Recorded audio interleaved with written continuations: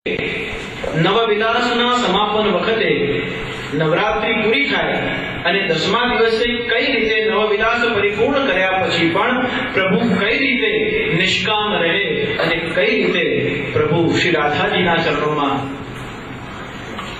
સમર્પિત થાય, એનો આખો પ્રકાર એ દશેરાની ભાવના સાથે જોડાયેલો છે. એટલે રહસ્ય એક અલગ વાત છે અને કેવલ એક ઉત્સવને તહેવાર તરીકે ઉજવી લેવું એ એક અલગ દિશા છે.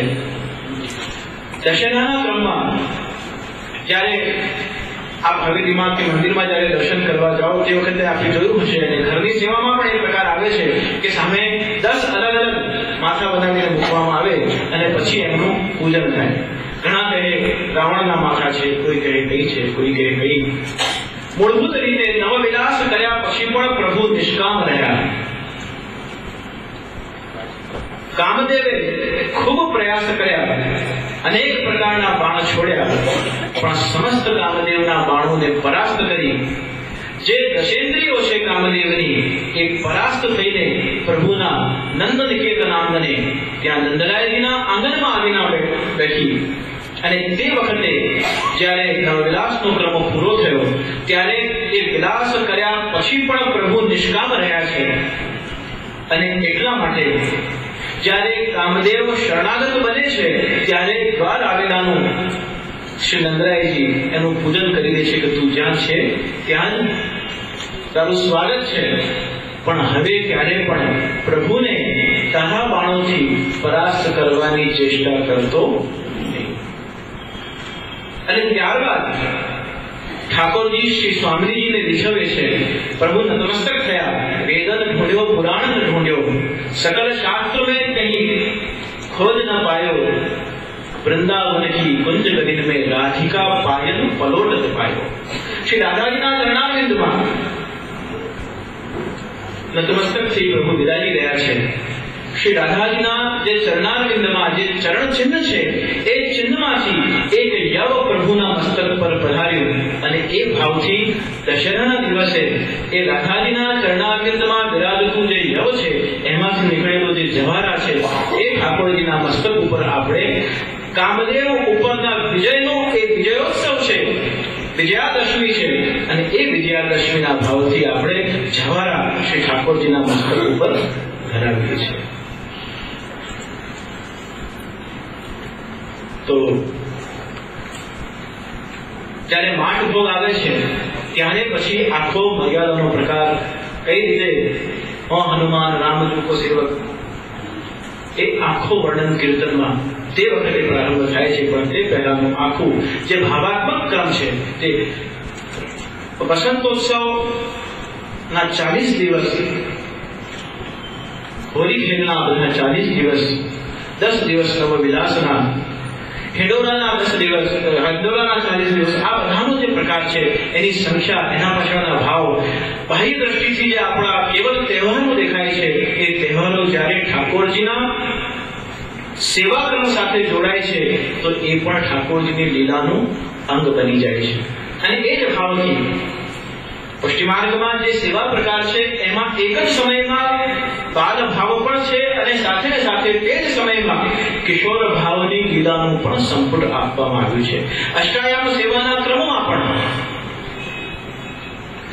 સવારે જગાડવાનો ક્રમ તો શ્રી યશોદાજીના ભાવથી છે, મંગલ ભોગ ગાવાનો ક્રમ તો શ્રી સ્વામીજીના ભાવથી છે, પરિવાર મંગલા આરતીનો ક્રમ, એમ અલગ અલગ મંગલ ભોગ સરે આચમન થાય, પરિવાર ઝારી ભરાય, પછી પરિવાર મંગલા આરતી પછી શૃંગાર ભોગ, આ બધાનો ક્રમ એક પછી એક જે થાય છે એમાં કિશોર લીલા, બાલ લીલા એના સમન્વયથી સમગ્ર સેવા પ્રકાર એ રીતે નિર્મિત કરવામાં આવ્યો કે જાકી રહી ભાવના જૈસી પ્રભુ મૂરત તિને દેખી તૈસી.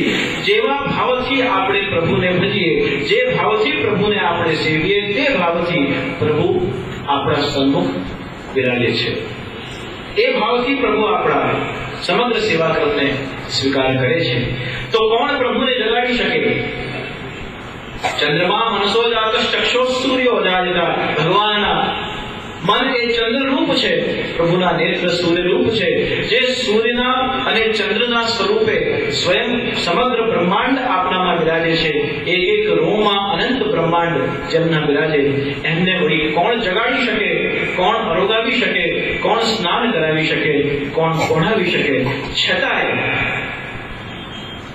આદેયદાન દક્ષ શ્રી મહાપ્રભુજી કેવલ બ્રહ્મ સંબંધ કરાવીને આપણને ઠાકોરજી પધરાવી આપતા નથી, પણ એની સાથે જે અદેય વસ્તુ છે, જેનું કોઈ દાન ન કરી શકે એવા પરમ તત્વ પરમાનંદ સ્વરૂપ શ્રી વિગ્રહને આપણા ઘરે પધરાવી અને સ્વયં શ્રી મહાપ્રભુજી એ અધિકાર ભક્તને પ્રદાન કરે છે. એટલા માટે એ માર્ગ તેરે લીએ પ્રગટ કર્યો.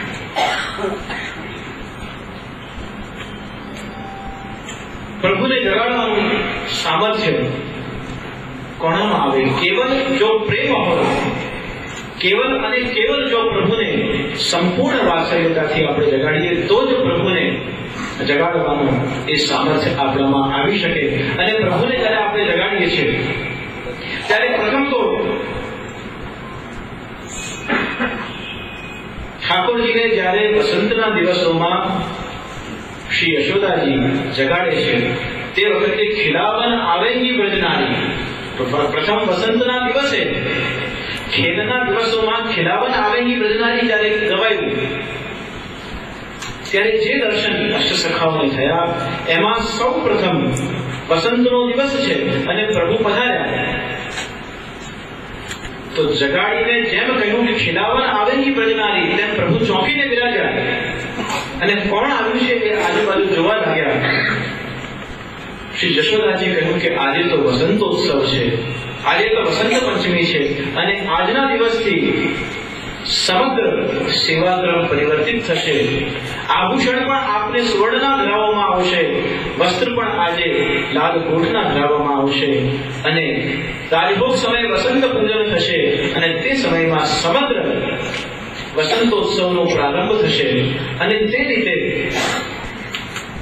કઈ કઈ રીતે સમગ્ર વસંતોત્સવ ઉજવાશે એની વાત ખિલાવન આવેંગી બ્રજનારી એ પદ દ્વારા કરવામાં આવી. અને એ પદને પ્રથમ શ્રવણ કરીએ, કારણ કે પ્રભુ જાગ્યા ત્યારથી એક વસંતના અહોભાવથી જાગ્યા છે, આંખ ખુલી છે ત્યાં સુધી તો આપને ખ્યાલ નથી, પણ જગાડીને જ્યારે શ્રી યશોદાજીએ કહ્યું કે ખિલાવન આવેંગી બ્રજનારી, તે વખતે સમગ્ર પ્રકાર વસંતનો પ્રારંભ થયો. પ્રભુના કાનમાં પ્રથમ શબ્દ ખેલવાનો શ્રી યશોદાજીએ કહ્યું અને પછી કઈ રીતે શ્રી યશોદાજીને વિનંતી કરી.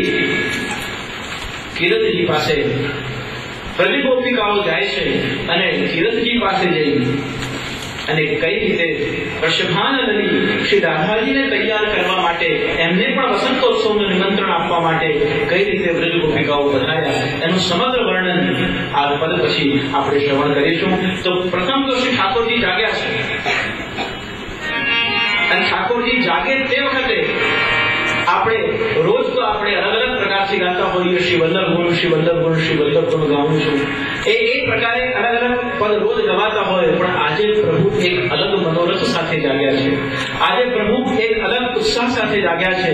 અને વિશેષ કોઈક દિવસ ગૌચારણની વાત હતી, ક્યારેક છાતની વાત હતી, ક્યારેક રાસની વાત હતી, ક્યારેક કેવલ અને કેવલ દાનની વાત હતી, પણ આજે તો પ્રભુને જગાડ્યા છે મા યશોદાએ કે ખિલાવન આવેંગી બ્રજનારી.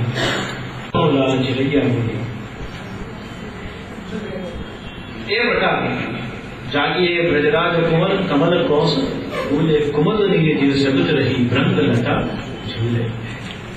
રોજ પ્રભુને અલગ અલગ આ પદોથી જગાવતા આજે શ્રી ઠાકોરજીને જગાવતાની સાથે વસંતોત્સવની વાત કરી માનો શ્રી યશોદાજી સમગ્ર પ્રકૃતિને એક સંકેત કરી રહ્યા છે કે હવે સાવધાન.